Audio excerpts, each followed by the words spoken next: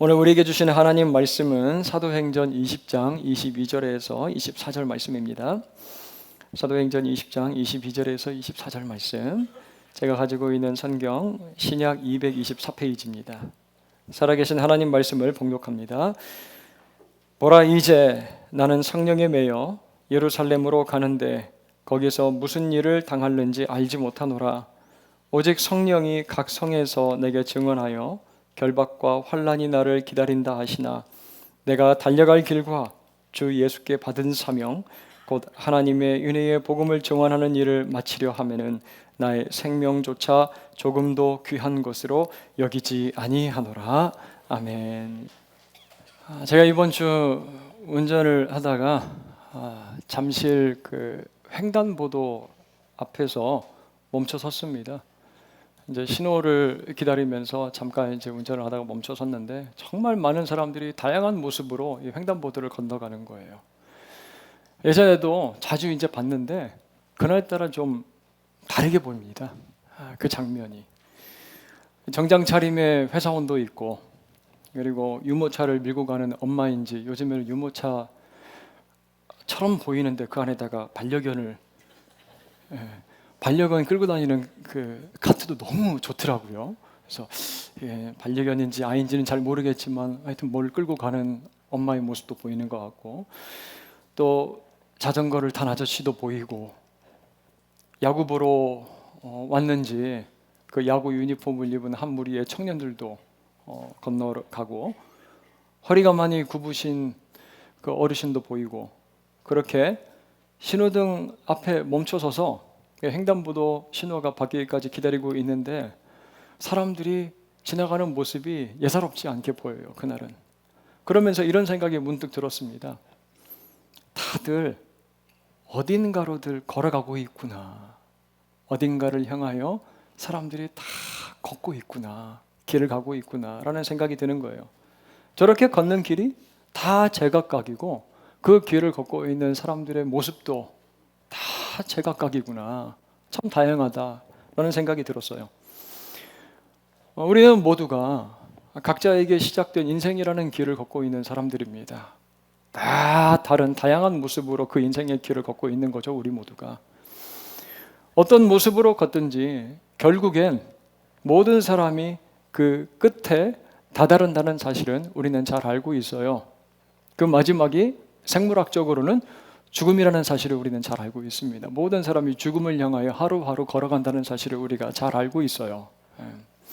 하지만 그런 뻔한 대답 말고, 사람이 살다가 다 죽죠 라는 이런 뻔한 대답 말고, 만약 누군가 여러분들에게 어떤 길을 걷고 계십니까? 그리고 여러분들이 지금 걷고 있는 그 길이 어디로 여러분들을 데리고 가고 있습니까? 그리고 당신이 걷고 있는 그 길에 대한 확신이 있습니까? 라고 이렇게 물어본다면 여러분 어떻게 대답하시겠어요? 당신이 지금 걷고 있는 그 길과 그 방향에 대해서 확신하십니까? 그것이 무엇입니까? 라고 물어본다면 뭐라고 대답을 할 수가 있을까? 그 물음에요, 우리는 우물쭈물거리거나 당황하거나 머뭇거릴 필요가 없는 사람들이에요. 왜 그렇습니까? 우리는 답을 알고 있는 사람들이기 때문에 그래요. 우리는 목적지가 분명한 길을 걷고 있는 그리스도인들이기 때문입니다. 우리에게는 답이 있어요. 어느 길을 걷고 있는지, 그리고 그 방향이 무엇인지, 목적이 무엇인지를 알고 있는 사람들, 답이 있는 거예요, 우리는. 때문에 아주 잠깐이었지만 횡단보도를 건너고 있는 그 많은 인파들의 모습을 바라보면서 그 얼굴이 다른 때와는 사뭇 다르게 제게 보여졌던 것 같아요. 이상하게 알 수 없는 안타까움, 그리고 연민의 감정, 비슷함이 제 마음 가운데 자리 잡는 것을 느낄 수가 있었어요. 여러분들에게도 분명히 그런 마음이 느껴질 때가 있습니다. 있을 거예요. 사람들을 바라볼 때, 길거리를 걷고 있는 사람들의 모습을 바라볼 때 여러분들의 마음 가운데도 그런 심정이 자리 잡을 때가 있을 겁니다. 왜냐하면 우리 모두는 비슷한 시선으로 세상을 바라보고 사람들을 바라보는 사람들이기 때문에 그래요. 제가 그날은 좀 더 특별하게 그들을 구원받은 사람으로서 그리스도인의 눈으로, 그리고 성령께서 주시는 감동을 따라 하나님의 나라, 그 세계관이라는 관점으로 사람들을 바라보았기 때문에 그런 감정이 제 마음 가운데 조금 더 강하게 다가왔던 것 같다라는 생각이 듭니다. 반대로 기독교 신앙이 없는 분들은 그러한 저를 상대적으로 볼 수도 있겠죠. 그리고 이렇게 이야기를 할 수도 있을 겁니다. 아유, 특정 종교, 어떤 신념, 교리에 갇혀서 아유, 재미없고 따분하고 자유롭게 살지 못하는 당신은 참 답답한 사람입니다. 얼마나 세상에 재밌는 게 많은데요. 그렇게 저에게 말할 수 있을지도 모르겠어요. 제가 뭐 대단한 세상의 즐거움을 맛보고 살아본 적은 없지만 그게 무엇인지는 조금은 알고 있습니다. 제가 얼마나 누렸는지 상상들은 마시고. 세상의 즐거움이 무엇인지 알 수는 있을 것 같아요. 하지만 확실한 것 한 가지가 있어요. 확실하게 말할 수 있는 것 한 가지가 있습니다. 예수님을 믿고 구원받은 사람으로 살아간다는 것이 세상에서 맛볼 수 있는 즐거움과 비교할 수 없는 얼마나 행복하고 감사한 일인지는 제가 자신 있게 사람들에게 이야기할 수 있다는 거예요.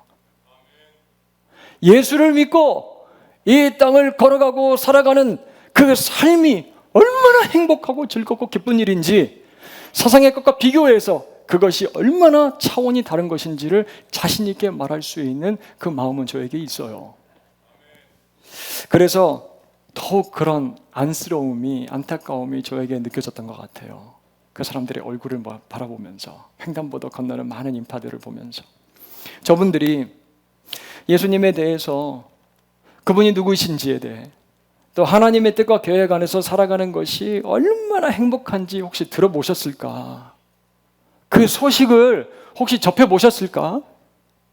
만약 그런 소식을, 그런 이야기를 들었음에도 불구하고 싫다고, 나는 그거 잘 모르겠다고, 정말 나는 그런 거 관심 없다고 그렇게 이야기를 하면 모르는데 그런 길도 있었어요. 아니 정말 그런 길이 있습니까?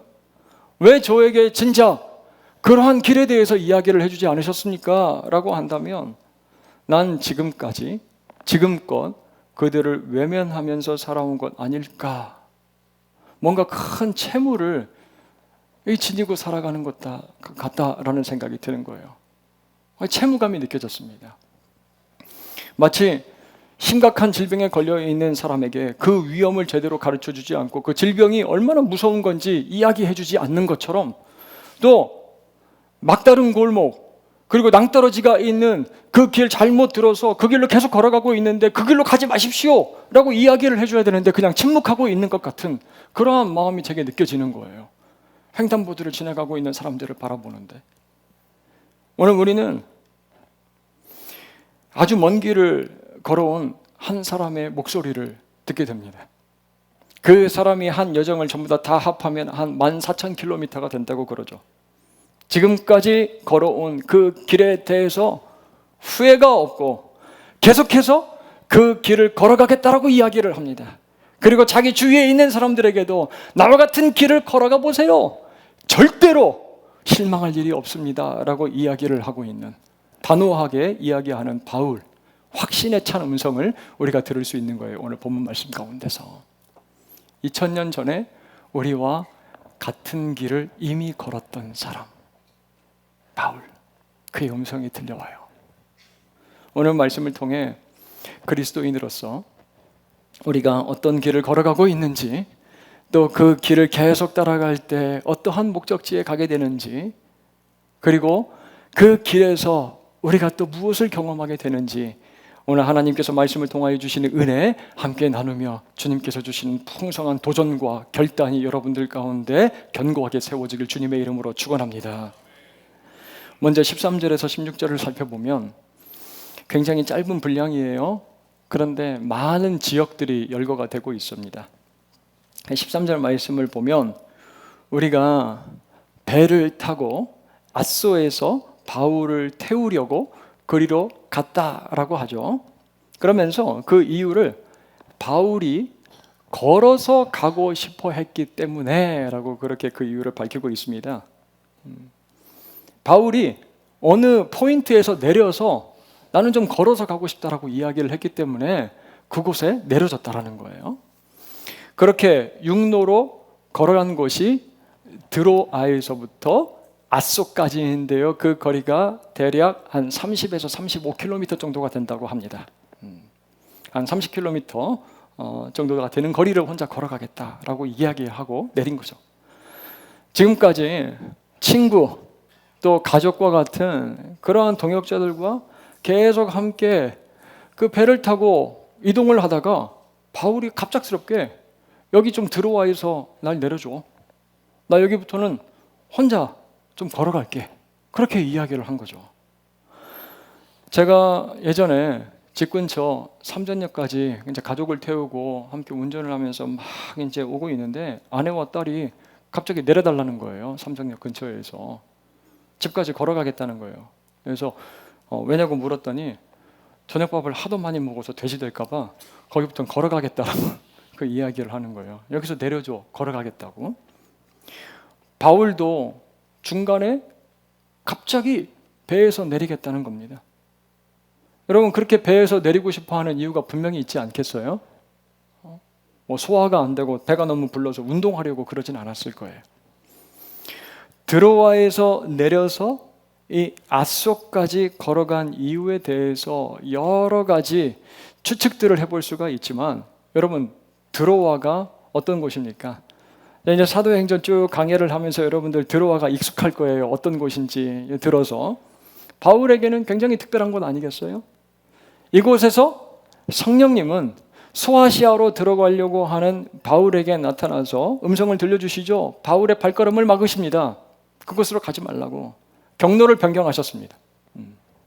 그리고 캄캄한 밤 바다 건너서 마케도냐 사람이 우리에게로 들어오라 건너오라 손짓하는 환상을 보게 하시고 새로운 땅 유럽으로 선교의 길이 열리는 모습을 우리가 볼 수가 있었습니다.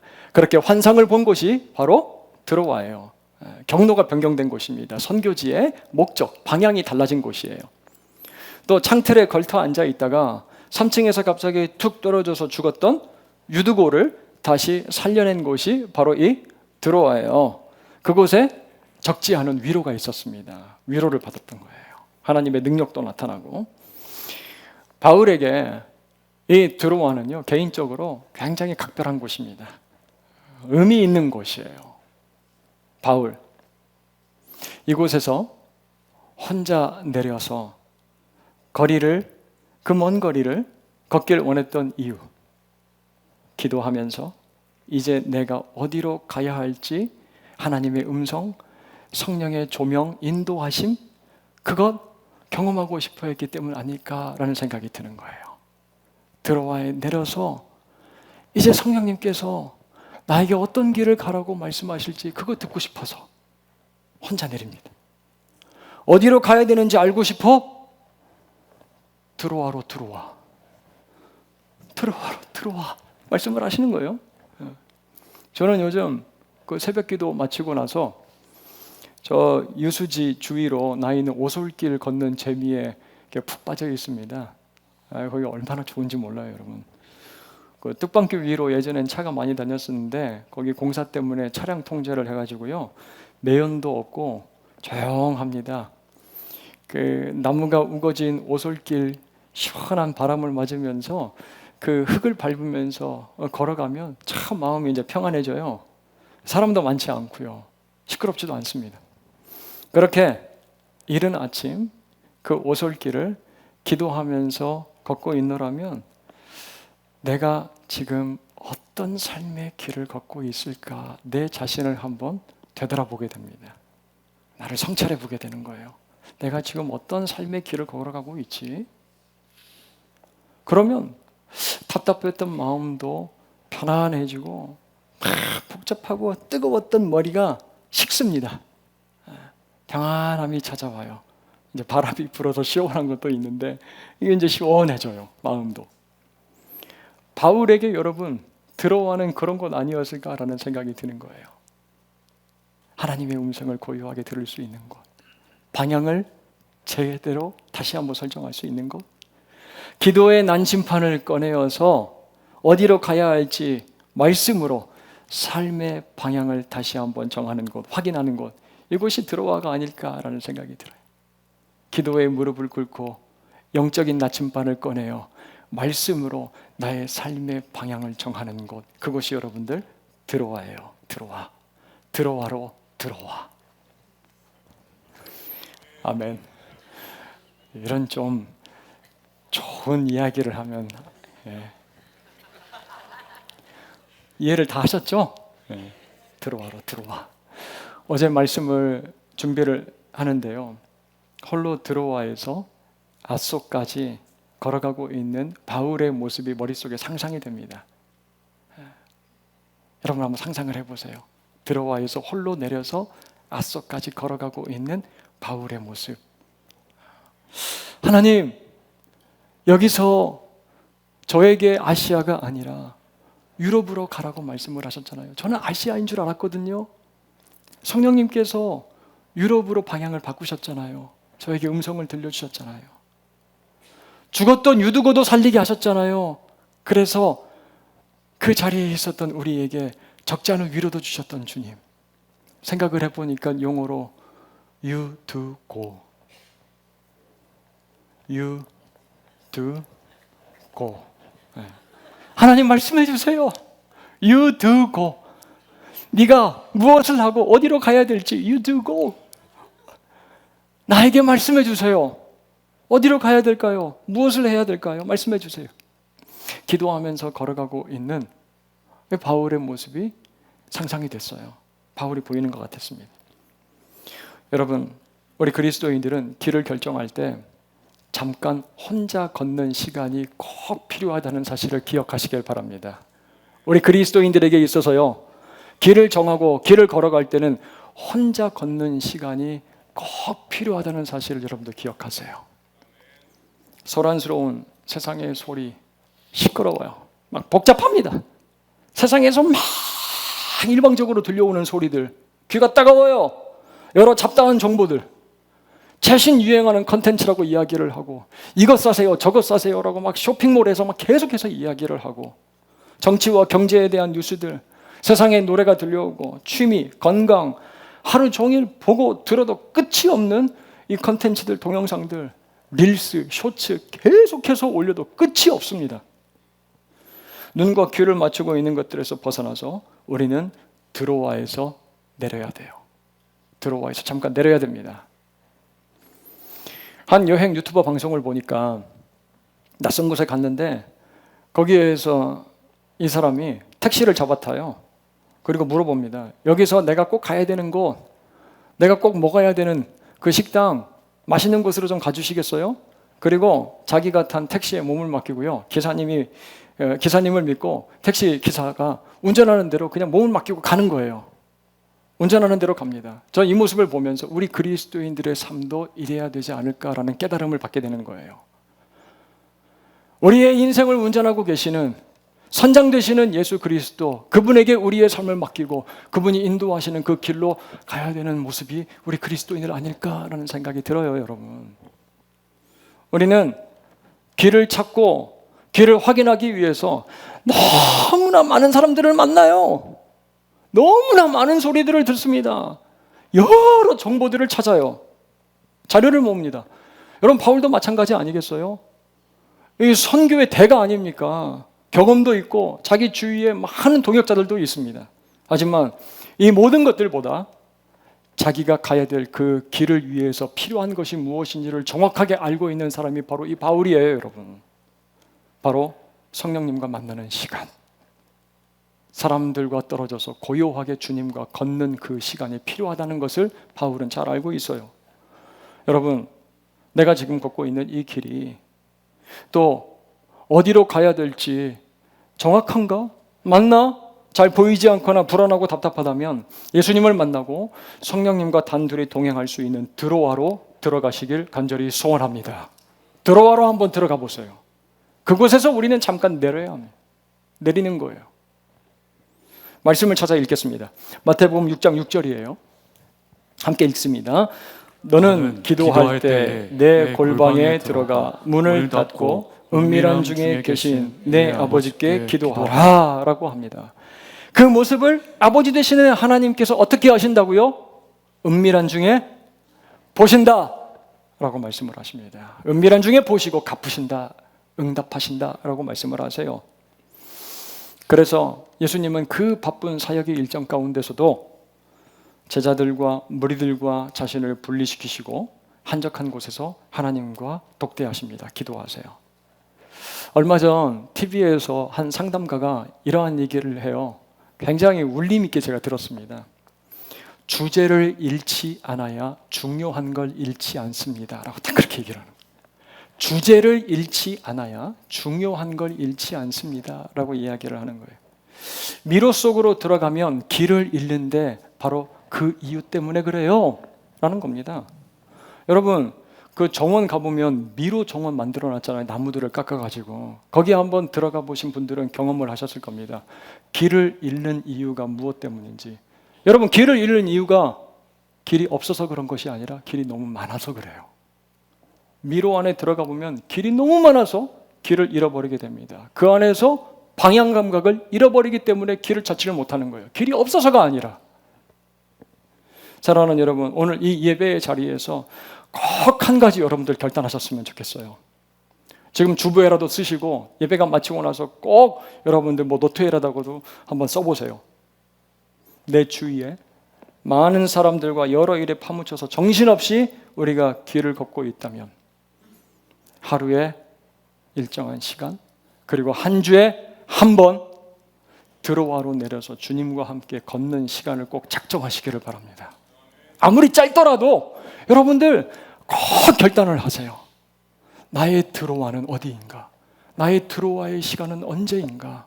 여러분, 만약 그러한 시간이, 그러한 장소가 여러분들에게 없다면 꼭 결단하시길 바랍니다. 드로와에서 주님의 음성을 깊이 있게 듣고 주님과 함께 걸어갈 수 있는 드로와의 여유를 여러분들 꼭 만드시길 바라요. 그래서 하나님, You do go, 그 음성 듣게 해주세요.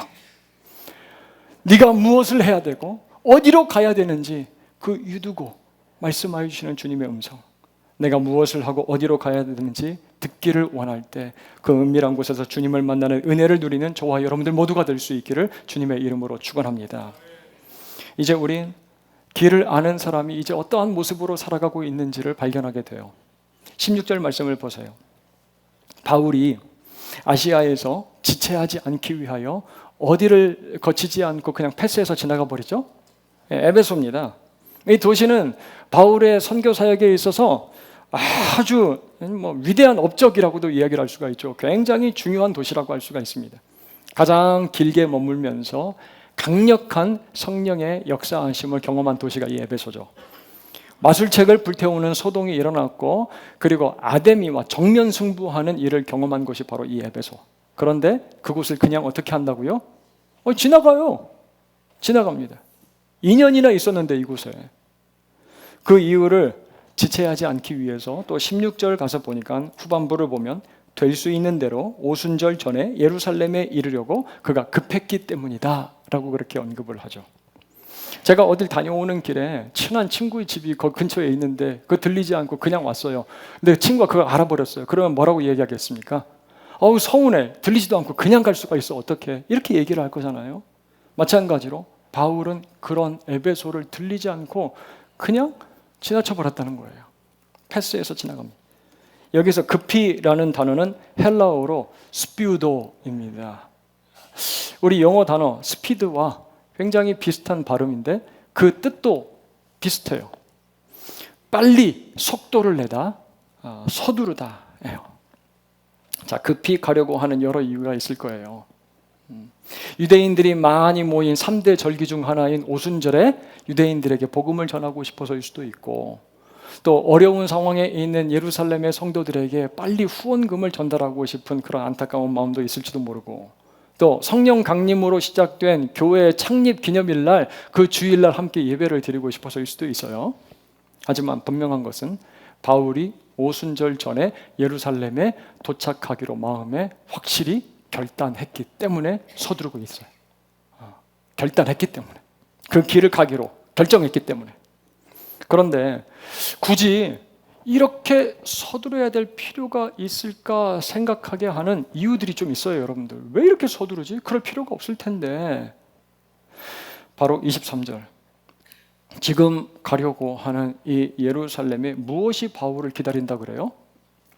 결박과 환난입니다. 결박과 환난이에요. 그 사실을 사람이 그냥 얘기한 것도 아니고 누가 증명했냐면 성령께서 그렇게 얘기를 하셨다는 거예요. 내가 가는 길이 험난합니다. 고생이 훤히 보이는데 뭐 이까이까 내가 그냥 가면 되지. 그렇게 발걸음을 정하고 한 걸음 떼는 것이 여러분 쉬운 일이겠어요? 그렇지 않습니다, 여러분. 굉장히 망설여지는 일이에요. 어려운 일입니다. 여러분 22절 가서도 보면 거기서 내가 무슨 일을 당할지 나는 알지 못한다라고 해요. 불확실합니다. 알 수 없는 일이 기다리고 있어요. 에베소에 들리면요 확실합니다. 환영도 받고 인정도 받고 잘하셨어요 바울 선생님, 막 사람들이 얼마나 기쁘게 맞아줄 거예요. 오랜 시간 함께 지내며 정들었던 동지들도 만날 수 있는데 지금은 바울 마치 방문할 여유조차 없는 사람처럼 서두르고 있어요. 그것이 피하고 멈출 이유가 되지 않는다라는 겁니다.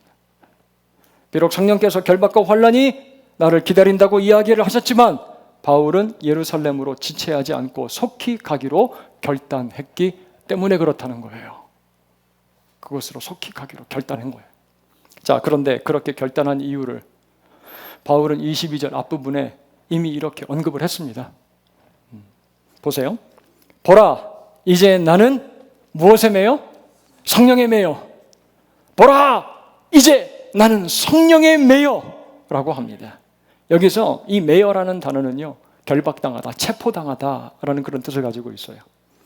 여러분 어떤 힘에 강력하게 묶여있는 사람은요 그 힘에 이끌려서 길을 갈 수밖에 없는 사람입니다. 돈에 묶여있는 사람은 돈에 의해서 끌려갈 수밖에 없어요. 돈에 꽉 묶여있는 사람은 물질이 이끄는 대로 갈 수밖에 없는 거죠. 명예와 성공과 출세에 묶인 사람은 그걸 얻을 수 있는 그 길을 가는 거예요. 그거에 묶여있기 때문에 끌려가는 대로 끌려갑니다. 쾌락과 어떤 중독에 묶인 사람은 자기를 붙잡고 있는 그 길로 가게 되어 있어요. 하지만 바울은 자기가 무엇에 묶여있고 무엇에 매여있다고 이야기를 합니까? 성령에 매여있다. 그렇기에 그가 가는 길은 너무나 분명해요. 어디로 갑니까? 예루살렘으로. 나는 예루살렘으로 간다. 그곳에서 무슨 일을 당하는지 나는 알지 못하고 성령이 내가 가는 곳에 환난과 결박이 있다고 이야기를 하시지만 그것이 내겐 피하고 멈출 이유가 되지 않는다 라고 선언하고 있는 겁니다. 왜 그래요? 나는 내 의지로 내 경험으로 그 길을 결정하고 그 길을 가는 사람이 아니라 성령이 딱 묶어 성령이 끌고 가시는 대로 성령의 이끄심 따라 가는 사람이기 때문이다 라고 고백을 하고 있기 때문에 그렇습니다. 나는 성령에 묶여있는 사람이기 때문에. 금요일 몽골에서 사역하시는 손범들 선교사님 선교 보고도 해주시고 간증도 들려주셨어요. 2011년 하나님 주신 사명을 품고 그 몽골 땅을 밟았어요. 하지만 도착하자마자 야, 이런 일이 왜 갑자기 이렇게 생기나 생각이 들 정도로 차는 도둑 맞아서 가지고 온 모든 물품들은 다 털려버리고 선교지로 가기로 예약한 차량 2대는 오지도 않고요. 약속을 어기고 무슨 일을 당할지 모를 들어온 몽골에서 참 기운 빠지는 일들이 일어났다고 하셨잖아요. 그런 일들이 저에게 일어났다면 어땠을까 생각도 해봤어요. 그냥 멈추고 집으로 가야 되나? 야, 이러려고 내가 여기 왔나? 그런 생각이 들었을 것 같다. 하지만 그래도 멈추지 않고 포기하지 않고 복음을 기다리는 사람들을 만나기 위해서 광야로 차를 빨리 수소문해가지고 나갔다는 거예요. 하지만 모래 구덩이에 차가 빠지고 앞으로 가지도 못하고 날은 점점 캄캄해지고 어두워지고 빠진 차를 묶어서 견인을 해야 되는데 그 줄도 이제 끊어져 버렸고 아무것도 할 수 없고 그냥 무기력한 상태예요. 그냥 포기할 수밖에 없는 절망적인 상태, 움직일 수 없는 그러나 이제 그 모래구덩이에 빠져버린 것 같은 그런 모습. 그런 절망적이고 아무것도 할 수 없는 무기력한 상태 가운데 할 수 있는 게 뭐가 있겠어요? 예수 믿는 사람들 아무것도 할 수 없을 때 할 수 있는 게 딱 한 가지 있다면 그것이 무엇입니까? 기도예요, 기도. 말씀 잘하죠. 기도입니다, 여러분들. 할 수 있는 게 기도밖에 없어서 광야에서 무릎 꿇고 기도했다는 거예요. 뭐 구체적인 방법을 생각하면서 기도를 했겠어요? 하나님, 모래구덩이에 빠졌어요. 도와주세요. 건져주세요. 어떻게 해야 됩니까? 하나님 도와주세요. 그렇게밖에 기도를 할 수밖에 없지 않았겠어요? 그렇게 기도할 때 기적처럼 발견하고 찾게 하신 게 무엇이냐면 쇠줄입니다. 쇠줄이 거기서 왜 나와? 광야. 왜 쇠줄이 거기서 나오냐고요. 사람도 차도 잘 지나가지 않는 그 광야 한복판 덩그러니 버려진 쇠줄을 발견했다는 거예요. 광야 가운데서. 그리고 그 쇠줄을 모래에 빠진 차에 묶어서 끌어당겨서 꺼내요. 그렇게 모래 구덩이에서 빠져나와 사역하러 다닐 수 있었다라고 말씀을 하시는 거예요. 그 일이 지금도 선교사님과 팀원들에게 생생한 경험이 되어서 힘들고 고난스럽고 결박과 환난과 같은 상황을 이길 수 있는 힘이 된다라고 말씀을 하십니다. 그 간증을 듣는데 선교사님과 팀원들 쇠줄로 묶어서 그 모래구덩이에서 차를 끌어낼 때 이러한 모습을 보지 않았을까라는 생각이 드는 거예요. 우리는 성령의 끈에 묶여서 성령에 매여서 이끌림을 받고 있는 사람들이구나. 지금 우리의 사역이, 지금 우리가 감당하고 있는 이 사명이 모래구덩이에 빠진 것 같지만 아니구나. 성령께서 우리를 묶어서 이끌고 가시고 우리는 그 길을 가고 있는 사람들이구나 라는 그 분명한 하나님의 증거를 볼 수 있었던 사건이 이 모습 아니었나라는 생각이 드는 거예요. 그러면서 제 마음 가운데 이러한 소원이 생겼습니다. 설교 준비를 하면서 이렇게 기도를 했어요. 하나님, 나도 우리 세한의 모든 성도들도 성령께 묶여있고 매여있는 사람이라는 사실을 오늘 말씀을 들을 때 깨달아 알게 하여 주시옵소서. 우리가 성령에 매여있는 사람이라는 사실을 경험하게 하여 주시옵소서. 그렇게 기도하면서 말씀을 준비를 했어요. 사랑하는 여러분, 우리 모두가 성령에 매여있는 사람이라는 사실을 꼭 기억하시기를 바랍니다. 이 사실을 믿고 살아가야 돼요. 그 이끄심에 끌려가는 길에서 무슨 일을 당할지 몰라고, 때로는 환난과 결박과 같은 상황이 우리를 기다릴지 몰라요. 그런데 그 길로 걸어가면요, 우리는 지금까지 경험하지 못했던 일들을 경험하게 됩니다. 성령의 이끄심, 그 매임을 따라서 우리가 그 길을 걸어가기 시작하잖아요. 그러면 지금까지 우리가 한 번도 맛보지 못했던 아주 신선한 새로운 맛을 경험하며 살아갈 수 있다는 거예요. 그것이 바로 시편 40편 2절에 나와 있어요. 함께 찾아 읽겠습니다. 같이 읽습니다. 나를 기가 막힐 웅덩이와 수렁에서 끌어올리시고 내 발을 반석 위에 두사 내 걸음을 견고하게 하셨도다. 아멘. 성령에 묶여서 우리가 살아가는 길 가운데 이러한 경험을 하는 우리 성도님들 되시길 주님의 이름으로 축원합니다. 웅덩이에 빠져 있고 사망의 음침한 골짜기를 갈지라도 그곳에서 우리를 끌어 구원하시는, 우리를 인도하시는 우리 성령님의 놀라운 능력을 경험하며 살아가는 우리 성도님들 됐으면 좋겠어요. 정말 애가 타요. 이거 경험하면서 살아가지 못하는 분들 보면. 사랑하는 여러분, 우리가 성령에게 매여가는 곳에서 기가 막힐 웅덩이 수렁에서 끌어올리시고 우리의 발을 반석 위에 견고하게 세우시는 그 놀라운 은혜를 경험하는 저와 여러분들 모두가 될 수 있기를 주님의 이름으로 간절히 소원합니다. 성령에 매여 있는 바울, 지체하지 않고 급히 예루살렘으로 가는 중에 17절 가서 보니까 잠시 밀레도에 머물면서 에베소에 있는 장로들을 불러 모읍니다. 장로님들, 제가 지금 에베소에 갈 수는 없으니 밀레도로 빨리 좀 오십시오. 장로님들 빨리 오십시오. 장로님들을 불러요. 왜 불렀을까요, 여러분? 내가 지금 걷고 있는 이 길 여러분들도 걸어가시라고. 그거 들려주고 싶어서. 내가 걷고 있는 이 길이 너무나 능력 있고 너무나 확실하기 때문에 우리 장로님들도 포기하지 말고 이 길을 걸어가십시오 라고 이야기를 하고 싶어서 밀레도로 부르고 있는 거예요, 장로님들. 그러면서 한 말이 오늘 본문 24절 말씀이에요. 같이 한번 읽겠습니다. 14절 읽습니다. 내가 달려갈 길과 주 예수께 받은 사명 곧 하나님의 은혜의 복음을 증언하는 일을 마치려 하면은 나의 생명조차 조금도 귀한 것으로 여기지 아니하노라. 아멘. 담대하게 확신을 가지고 자기가 지금 걷고 있는 길에 대해서 선포를 하고 있는 바울. 내 목숨을 걸 정도로 이 길에 대해서 나는 확신합니다 라고 이야기를 합니다. 사랑하는 여러분, 우리는 참 각자 다양한 인생의 길을 걸어가고 있어요. 다른 장소, 다른 연령, 다 다른 모습으로 우리의 인생의 길을 걸어가고 있습니다.